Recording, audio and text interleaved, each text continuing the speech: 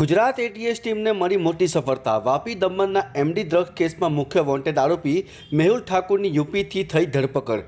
મળતી માહિતી મુજબ ગયા વર્ષે ઓક્ટોબર માસમાં વાપી અને દમણમાં ગુજરાત એટીએસ ટીમે રેડ કરી હતી, જે કેસમાં વાપીના એક બંગલામાંથી 5.9 કિલોગ્રામ એમડી ડ્રગ્સ ઝડપાયું હતું, જે સમગ્ર રેકેટના મુખ્ય સૂત્રધાર મેહુલ ઠાકુર પોલીસ પકડથી દૂર ભાગતો આજ રોજ યુપીથી તેની ધરપકડના સમાચાર આવી રહ્યા છે। દમણના એક ફાર્મ હાઉસમાંથી એમડી ડ્રગ્સ બનાવવાનું કાર્યક્રમ ઝડપાયું હતું। શરૂઆતમાં મોહન પાલીવાલા નામની આરોપીની ધરપકડ થઈ હતી, જ્યારે મેહુલ ઠાકુર અને વિવેક બાલેન્દ્ર રાય નામના આરોપી વોન્ટેડ થયા હતા। દમણના ફાર્મ હાઉસમાં બનાવેલ ડ્રગ્સ વાપીના ચલાના બંગલામાં સ્ટોર કરતો હતો મનોજ ઠાકુર, જેઓ પોતાના બંગલા સ્ટોર કરેલ ડ્રગ્સ મુંબઈમાં સપ્લાય કરતા હોવાનું બહાર આવ્યું હતું। અગાઉ ઝડપાયેલો આરોપી મોહન પાલીવાલ અગાઉ પણ ડ્રગ્સના 2 મામલામાં જેલની હવા ખાઈ ચૂક્યો છે, ત્યારે માસ્ટર માઇન્ડ મેહુલ ઠાકુરની પૂછપરછમાં અનેક ચોંકાવનારા ખુલાસો બહાર આવવાની શક્યતા વર્તાઈ રહી છે।